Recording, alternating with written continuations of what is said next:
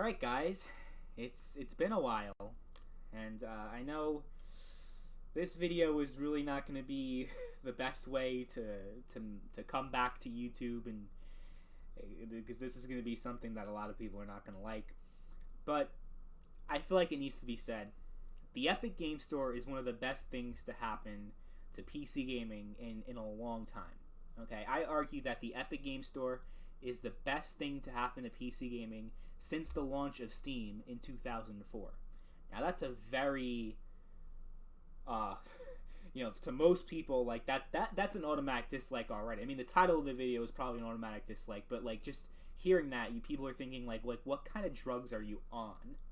For you to say that, especially in the YouTube gaming community circle jerk, where everyone has to agree, everyone has to have the same opinion, and everyone's hating on the Epic Game Store because it's Chinese spyware, and we'll get into all those points that people have against the Epic Game Store. I'm gonna explain why the Epic Game Store is actually one of the best things to happen to PC gaming in well over 15 years, and why more people should start to embrace the Epic Game Store. I mean, the Epic Game Store so far is a resounding success. Despite all the people that complain about the Epic Game Store, like all these YouTubers, for example, right? You have all these big YouTubers who make video after video about how the Epic Game Store is awful, about how Tim Sweeney is like the reincarnation of Adolf Hitler. Well, that's an exaggeration, but you know what I'm trying to get at here. People just talking about how the Epic Game Store is just an awful thing, how terrible it is, and how nobody should support it, and then they go on to cover games that are exclusive on the Epic Game Store. So how many people, all these YouTubers that you're subscribed to, how many of them have actually boycotted Borderlands 3? How many of them are going to end up playing The Outer Worlds when it comes out in a couple months? How many of them have actually put their money where their mouth is? And that's the key word here, money. They make a lot of money with these clickbait titles, with just generating headlines. These YouTubers are no better than the mainstream media, which they create headlines and they make stories that purposely make people angry. You know what I mean? Like, oh, look at what the Epic Game Store did. This was advertised for Steam, and then it was put on Epic Game Store, and this is awful. This is an outrage. Epic Game Store is awful. It's anti-consumer. It's this horrible thing. And then they go on to play games on the Epic Game Store because I'm a YouTuber, I have to cover these games. If not, then how am I supposed to make money? Well, if money is your main concern, at least be consistent with that. If you either believe that the Epic Game Store is evil, or you're playing Borderlands 3 on the Epic Game Store. You know what I'm saying? So put your money where your mouth is, and sure, there are plenty of people in the gaming in the community, like Top Hats and Champagne, for example, who actually is, living up to who is actually consistent and is actually boycotting everything Epic Game Store. And he is an indie developer also, so he's not putting his game on the Epic Game Store no matter what, because I know the Epic Game Store is pretty much throwing cash around at like anybody who's making a game just to say, look at all these exclusive games we have. But I just hate it how people have one position, they make these videos, and then in actuality they don't put their money where their mouth is. So yeah, I really am not a big fan of this whole YouTube circle jerk of all these people who are these moral arbiters of what's right and what's wrong in the gaming industry. Yet when do they ever put that into practice? Like, when are they actually consistent? Because again, they're out to make money, and it just shows they're no better than these mainstream journalists. Oh, support independent content creators, but no, they're shills just like everyone else. So on the topic at hand on the Epic Game Store, because we've kind of, gone a little bit off topic here. The Epic Game Store is one of the best things to ever happen in the history of PC gaming. Now, again, most people think I'm insane for saying something like that, but let me explain why I truly believe that is the case. So, the main argument you hear surrounding the Epic Game Store is that it's anti-consumer, uh, when it comes to exclusive games, and we'll talk about exclusive games soon, but just this whole point I'm trying to make is that the entire argument against the Epic Game Store is framed around being against the consumer, right? If Steam is the most pro-consumer platform on the market, then Epic Game Store really is the most pro-developer, pro-publisher game store in the PC market, without a doubt. I'm not going to deny that. That they have more of an emphasis on developer and publisher control over things, as opposed to like consumer rights. So like, with Steam you have the game returns, no questions asked. If you don't like the game within a few hours or whatever, I think it's less than 2 hours, then you can return it and you'll get a full refund. Yeah, a lot of publishers do not like that very much because they want to falsely advertise their game and then sell it back, sell it to you, and you pre-order the game and everything. But once you get the game, if on the consoles and on other PC stores, tough luck. So yeah, Steam is without a doubt more pro-consumer, but I will contest the point that Epic Game Store is just entirely anti-consumer, and that the consumer has no benefits at all in the existence of the Epic Game Store. So one thing I'm going to talk about is free games, okay? Epic Game Store has a free game every single week, sure, of varying quality, right? Some games that are just like absolute crap, but recently the entire Batman Arkham trilogy was offered up for free. And the thing about the Epic Game Store is that when they say free, they mean free.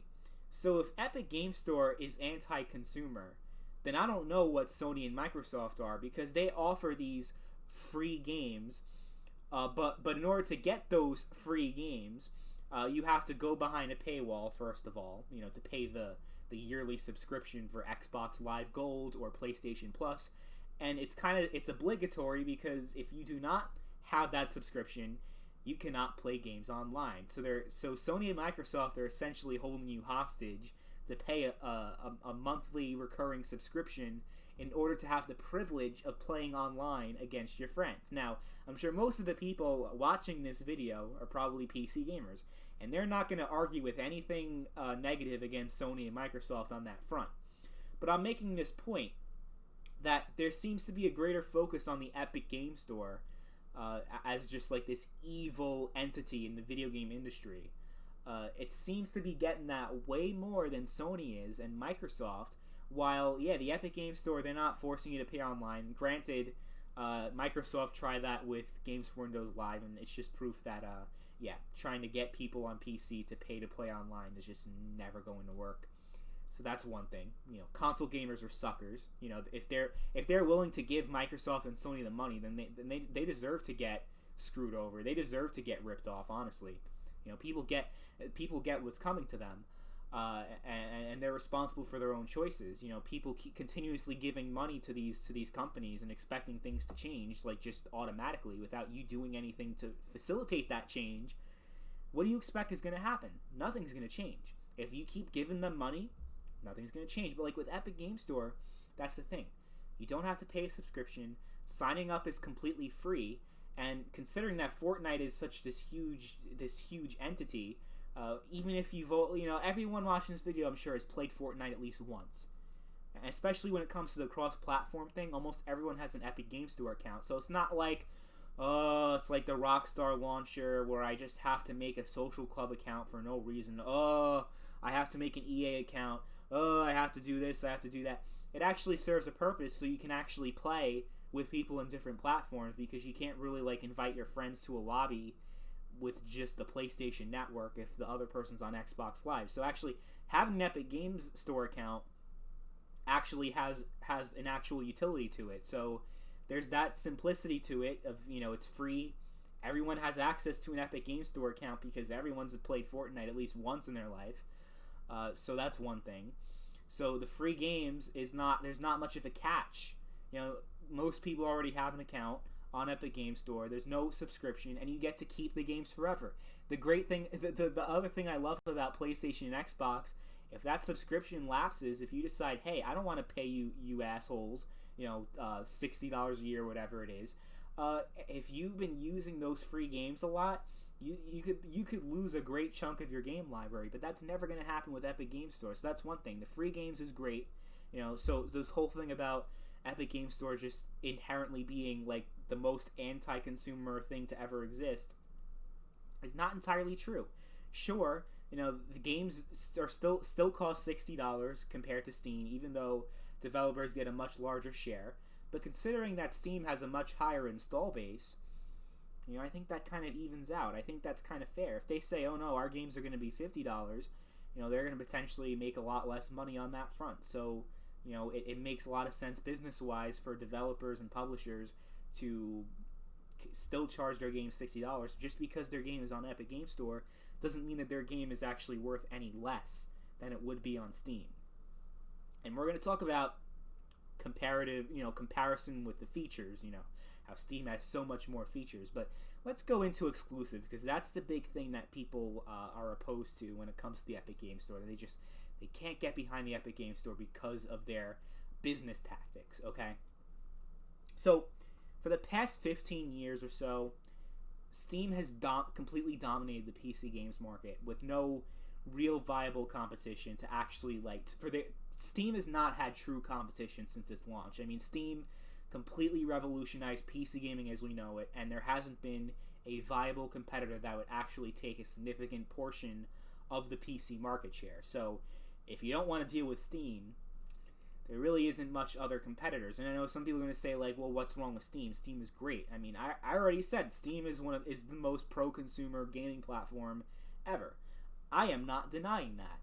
But Epic Game Store is providing needed competition to the PC games market. Now, why do we need competition?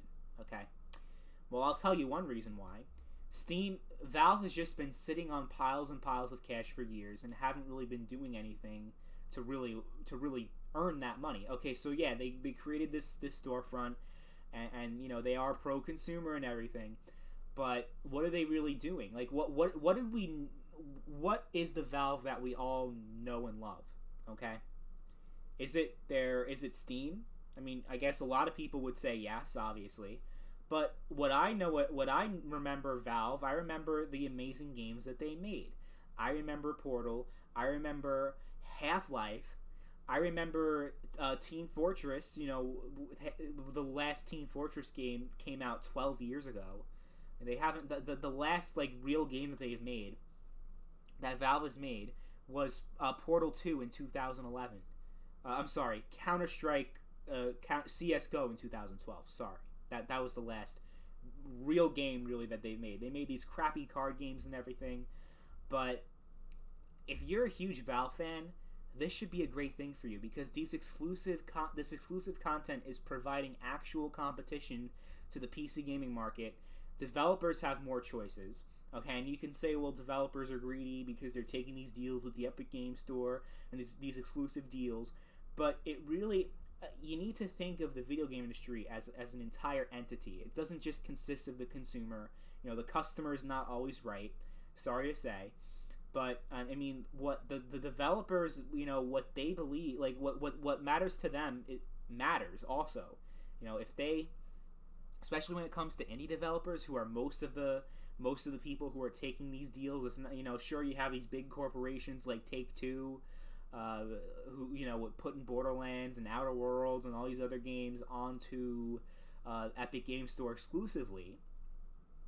And there is talk of potentially Red Dead Redemption 2 becoming an Epic Game Store / Rockstar Games launcher exclusive. So yeah, let's see how that goes. That's going to be another shitstorm on the internet if that's true.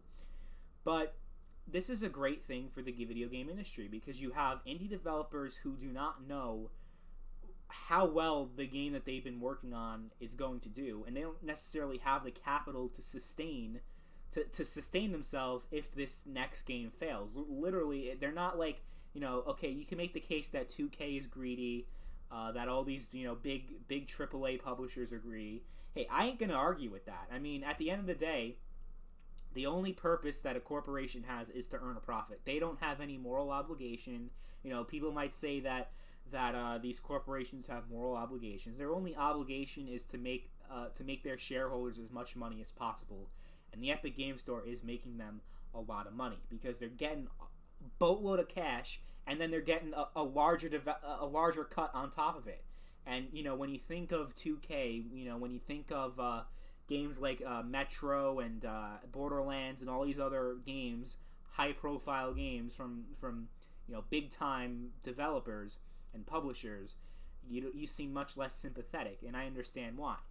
Because these are corporations at the end of the day. They don't care about you. Making money is really the only thing they care about, EA especially. But think about the little guy. Think about the small indie developers who struggle to stay in business. So Epic Game Store gives them this money. Say, hey, put this game exclusively on our store. We'll give you all this money, give you capital to fund your project, so that even if the game doesn't do great, like it doesn't meet certain expectations, you're still going to be alive, and you're still going to be able to make more games in the future. And I think that's a great thing. If you're a fan of indie games, the Epic Game Store should be like the best thing to ever happen to you, honestly. And I'm not saying that as a joke or as a troll. Like, seriously, the Epic Game Store, you can ask any indie developers, and sure, there are plenty. There are a few indie developers that have committed to Steam, but it's more of like trying to gain favor and try to get attention. Like, let's be honest, that's the main reason why these developers are, throwing their support behind Steam.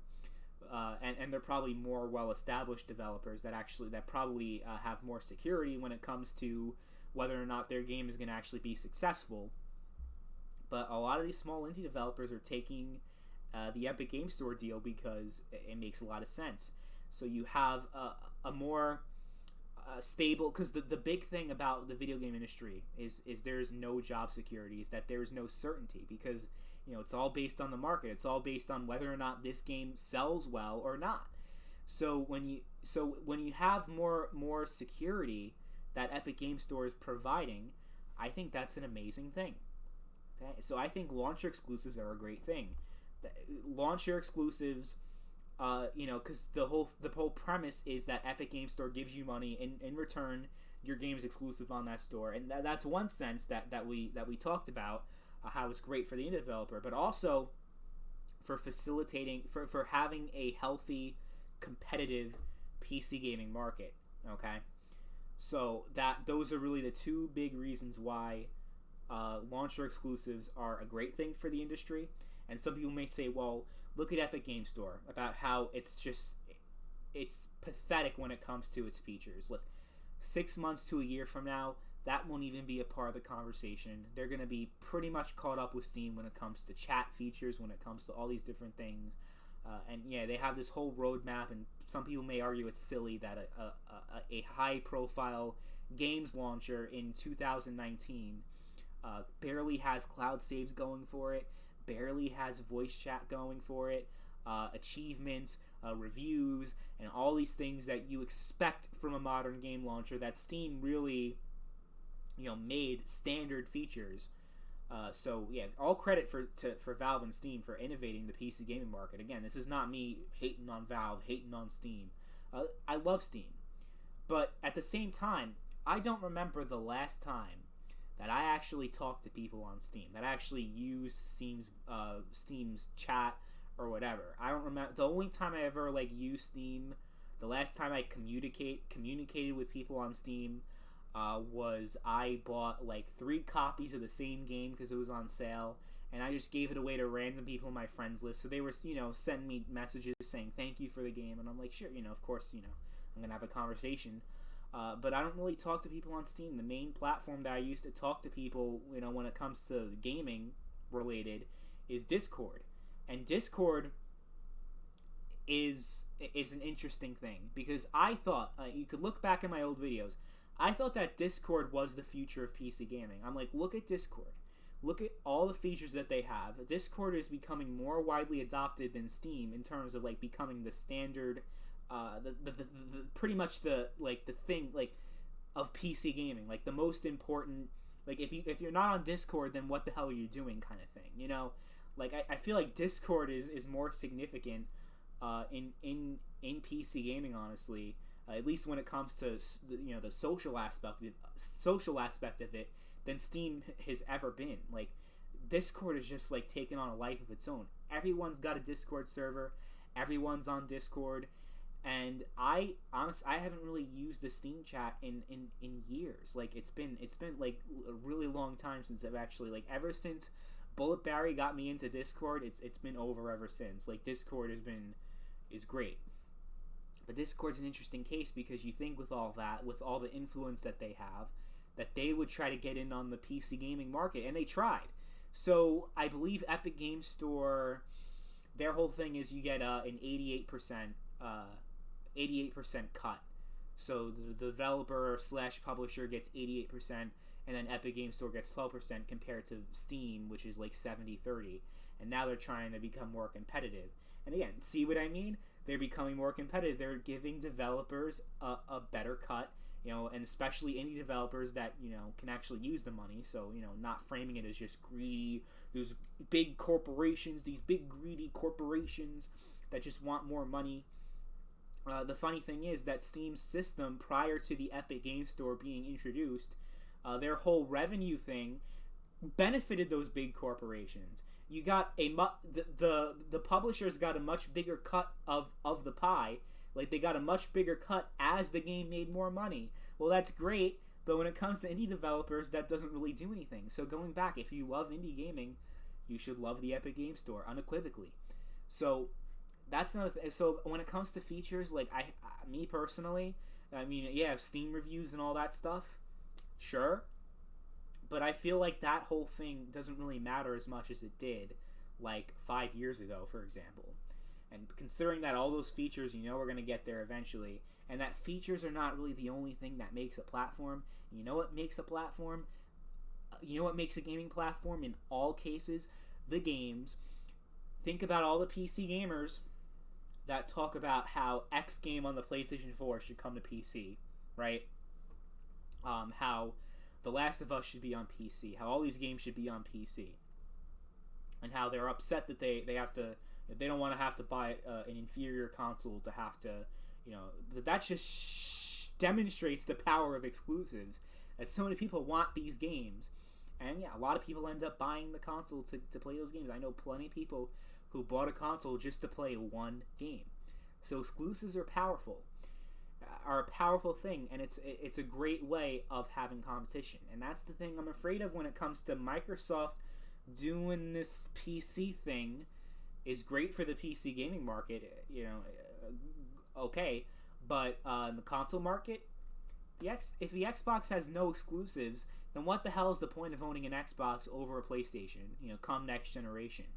PlayStation 5 is like, I'm calling it right now, is going to completely obliterate the competition, and I think, the way things are going, this may be the last Xbox that we'll see come next generation.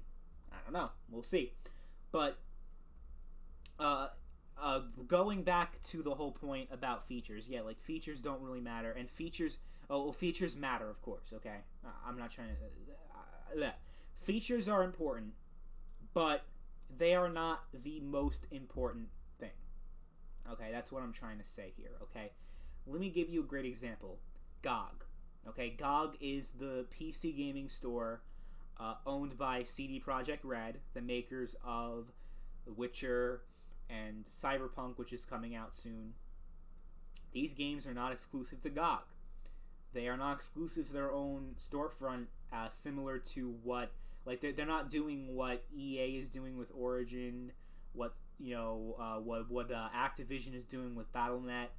They're not doing that. They're saying, hey, we have these games that we make, and we also have our own store, but we're going to put our games on all platforms because we believe in, like, in people having choice and being able to play games no matter what. Awesome. But GOG is completely irrelevant and is not viable competition as a result of it. I remember not too long ago, I've been seeing reports about GOG not doing so well and on the verge of shutting down. So that just shows you, that GOG has all these great features, like it's DRM free. Yeah, how many people are using GOG over Steam? Honestly, anyone watching this video, please tell me if you're if GOG is your main gaming platform and you do not use Steam as much as you use GOG, because I think you would be a liar if you said that. That just shows you that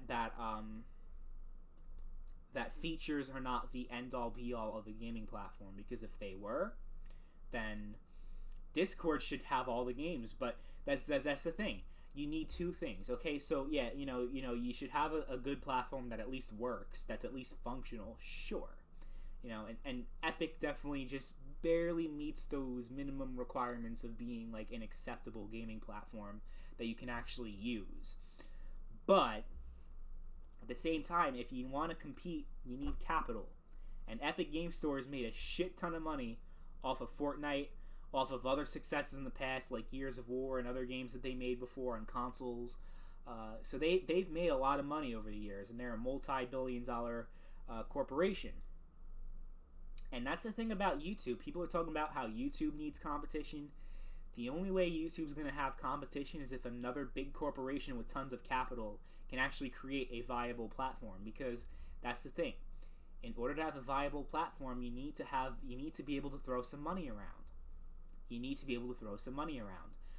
In the case of professional wrestling, just because it's like just something I'm thinking about, because All Elite Wrestling is competing against WWE very soon. They're throwing all this money around. They got Chris Jericho signed, Kenny Omega, all these Dean Ambrose, John Moxley, all these different wrestlers that are big stars. But they needed money to be able to sign these people for it to be a viable competition.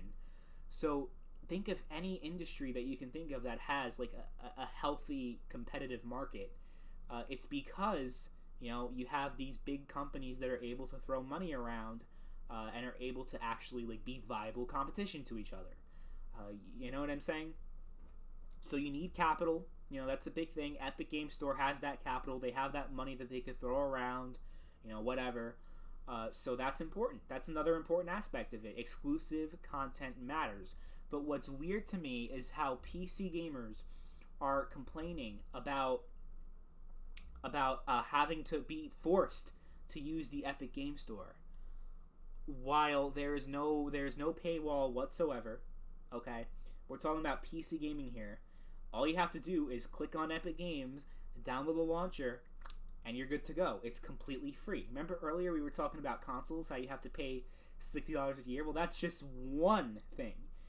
In order to be able to play any game at all on a console, you have to spend a few $100s on the console itself. Otherwise, you can't play the games, right? In the case of the Epic Game Store, there is no such paywall. Sure, you have to give Epic Game Store your money instead of Steam, because you want to support Steam, and you don't want to have to feel obligated to play the game, and to go on a launcher that you otherwise wouldn't want to go on because it doesn't have voice chat. Like, okay, like I said, like I don't even use Steam, or like I don't even use Steam for text or voice chat at all. Discord is my main platform for that. And that's the thing about Discord, is that they've achieved such a great following, but they don't have enough money to throw around to actually compete. They were trying to get all these games to come out on their platform, but what really happened? They had the Nitro subscription service that no one really gave a shit about.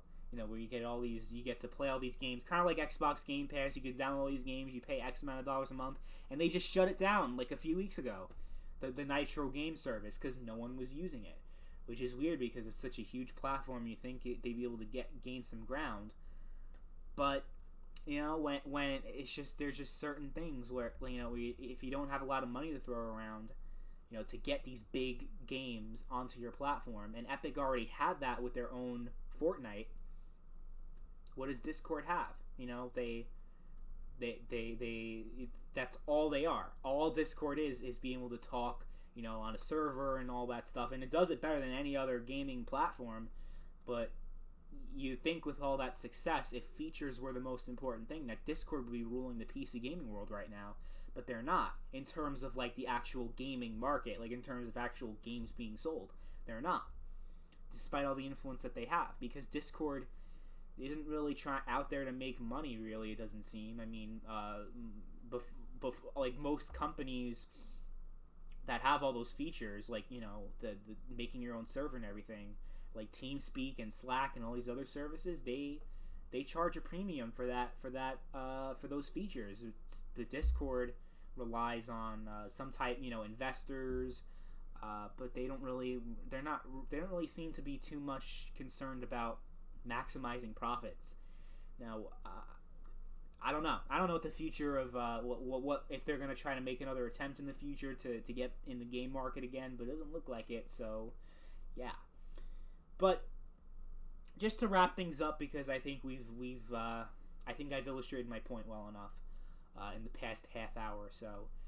The Epic Game Store is one of the best things to ever happen in the history of PC gaming. Competition is always a great thing, and Epic Game Store, with the vast amount of resources that they have, they are very much capable of providing legitimate competition. We're not talking about GOG or any of these other services that that might be pro-consumer, even more pro-consumer than Steam actually.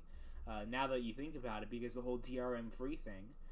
So if you're really like on the extreme side of pro-consumerism, then you should all flock over to GOG. What's the problem? GOG don't got no games. So, Epic Game Store's got the games because they're throwing money around. And that's the thing, when you're talking about a market, when you're talking about competition, like in order to build a brand, to build a platform, a viable platform, you need money. Money makes the world go round. But I think that the business strategy of Epic is actually a great thing for the gaming market.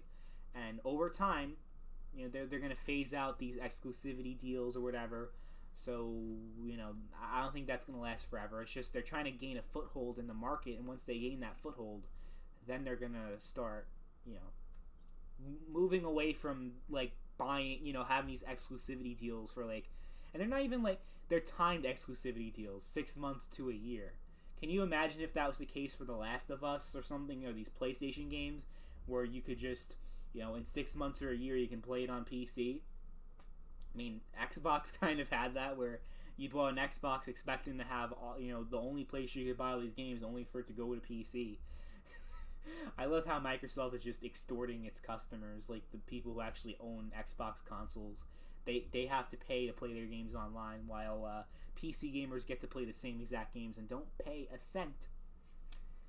Is that ass backwards? I think it is, but like I said, if Epic Game Store is the epitome of anti-consumerism, then Sony and Microsoft should just be like on a different level, like even worse. Just saying. But yeah, that's about it.